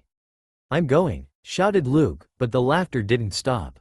Hey, stop laughing. Really, it was pissing him off that Vice was laughing at him like that. Now he officially knew that the Namikaze had destroyed any pride he had left. Right, Vice said between laughter and pants as he got up and caught up with Luke. You know, Vice said once the laughter attack stopped. Annabeth will probably give you a hard time at first, so just give her some space, okay? Luke nodded in understanding. It would be hard to convince Annabeth that he was at their side once and for all and that Kronos was gone. Dead? No, just gone. Vice looked at Luke in concern. He was pretty sure it wouldn't be just Annabeth that would take it to the personal side against Luke, but the guy needed to regain their trust, and he was sure it would take some time and some suffering for him to do that. Vice didn't like Luke especially when he was dating Annabeth, but he didn't hate the guy anymore either. He knew that Luke was now at their side and that he wouldn't betray them again. At least he thought so. As they were arriving at the building, Luke broke the silence they were in, asking a strange question. I wonder how Selena is doing. You mean the love-crazy girl that wears more makeup than those guys from Kiss? Vice asked, switching to his mid-sarcastic personality. That one, Luke said with a faraway look, which didn't look any heroic to Vice as they were about the same height. Some heroic faraway look was when the person was watching the hero from below and the sun rising on the horizon, or something like that. Vice would rather be a bastard that kicked ass than a cheesy good-for-nothing. I have this feeling something happened to someone from camp that I knew that I can't shake off, he said, and I got this feeling that it's with her that something happened. I hope not, Vice told him sincerely. Even though she was a daughter of Aphrodite, she was still a camp. His train of thoughts was interrupted when he heard a baby cry coming from the building. Pam. Oh shit. Together with the cry came dozens of death threats he could use against Pam. But once again everything shut down when he realized that Zoe would be there as well. He put a hand on Luke's shoulder. The front door is somewhere on the building, okay? Vice told Luke, who replied with a seriously I thought it was on China Sherlock look. I'll leave you here for a while and then make sure you aren't somehow killed. I can't be killed. Kronos dead is the proof you can be killed, now bye. And with those words, he flickered and vanished. And that thing is supposed to be my friend. Luke thought, rolling his eyes. If that was a friend, he didn't want to know how the enemies he would make would be. The blonde-haired adult sighed as he walked in the direction of the building. Time to be nice again. Percy stiffened as he heard moans coming from Zoe's room. Dirty images instantly came into his mind and he quickly tried to shake them off, failing. Lack of girlfriend did that to any teenage male. He slowly opened the door and looked into the room, and there was Vice, making out with Zoe rather heavily. He coughed politely to interrupt them. His dearest friend Vice would have probably stepped onto the bedroom rather loudly, tear the couple apart, grab the person who he needed to talk to and disappear with the unfortunate human being. Fortunately, being friends with Vice hadn't made Percy such a bastard, yet. The only couple with kids at camp broke apart and turned to Percy, who was standing at the door, now studying their daughter's face of boredom. Damn, that's definitely Vice's kid, Percy observed. So, why did you interrupt us feeding the baby? Asked Vice. Just warning you that they're trying to kill Luke and that this is the second prophecy you screw up. Thanks, Percy said quickly, feeling uncomfortable around the supposedly feeding the baby couple. Damn, one could feel the frustration of them not doing each other all the way to the moon. You're welcome, said Zoe for Vice, who would probably say some shit like, yeah, I know I'm the man, or something. Right, now Percy, do you think letting Luke's head roll off is a good idea or not? Is he at our side? No, he's downstairs. Percy sighed, knowing he would not get a better answer from his best friend. Then it's not a good idea. Vice muttered, troublesome, grabbed Zoe and vanished, followed by Percy. Kill him, he's Kronos, shouted a random camper to the Stoll brothers and to Percy's ex, Janet. The whole camp was on the hall of the hotel they were using as HQ. No, I'm not Kronos, shouted Luke. For once, he's right. The whole room heard Vice's voice say from the main entrance. He, Zoe and Percy were standing there, Zoe with a decided look on her face and Percy was, well, being Percy. Or maybe he isn't. Kill him, I don't care. Vice, Zoe warned. Now, there were very few things that could make Vice freak out. One was seeing Zach's death repeating on his dreams. The other was seeing horror films since he ripped those two humans riding the helicopter on that winter when he met Zoe, and finally, and the one that possibly freaked him out the most was Zoe's low, murderous tone. Note to self. Don't be a bastard when Zoe is around. Right, don't kill him, said Vice, trying to regain his composure. He's Luke. No golden eyes. No bastard attitude. No plans to rule over the world. No freaky metallic voice. That's him. Clarice, who Vice noticed had come together with the other Ares campers, raised an eyebrow. And how is that? The prophecy says it's on Seaboy's birthday. Luke killed Kronos, he said, and now to make everyone think he was the man, I helped, he said with a hand over his chest like if saying, I'm better than everyone. He looked around, only to find everyone, except for Zoe, Percy and Annabeth, and himself, were around Luke, questioning him. Didn't work much. So how did you defeat him? Is he really gone? Are you at our side, now? And more questions like that were directioned at Luke, who, back to his sunny attitude and with his mind bright again, gladly answered everything. Never managed to imagine him like that. Zoe told the people who hadn't gone to question Luke. Neither did I, her boyfriend said. Why? Asked Percy. Annabeth opted to stay in silence, partially listening to Vice's explanation of how he had never been able of getting to Luke's bright side, and possibly never would, but most of her attention was focused on this Luke, this one that looked so much like the one before that mission, but she could somehow sense that something was missing. She then noticed Luke's gaze lost in her for a second, but Clarice, being insensible, literally slapped him out of his thoughts for him to answer her question. Annabeth wasn't dumb, in fact, she was daughter of Athena, and the smartest one at that. smart enough to notice that Luke wanted her, and in a pretty mature way. But she had gotten over that crush some years ago when she started noticing certain son of Poseidon. Vice sat on his bed, thinking hard about the war. No doubt Sasuke was now commanding the army, but he hadn't shown his face yet. He lamented Selena's death, but at least now they wouldn't have to deal with information getting to the Sasuke's army anymore. Also, now that his daughter and loved one were here, he would have to take extra care. And the camp now was abandoned, free for burning and destroying, or more monsters to recruit from the forest and arsenal. The situation wasn't at their side. It was like in that film, 300, except this time innocent lives were at stake.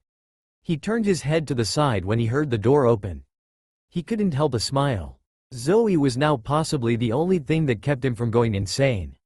Mainly after killing, the smile was wiped from his face. She sat at his side and put an arm around his shoulders. He inclined his body on his legs so that now his elbows were on his legs and hands sustaining his head from falling. "What's wrong?" she asked. "I can't tell you." Zoe got a frown. "You can and will. Now tell me what's wrong." Vice sighed and went into explaining about the kills he had made, telling all the details of the story.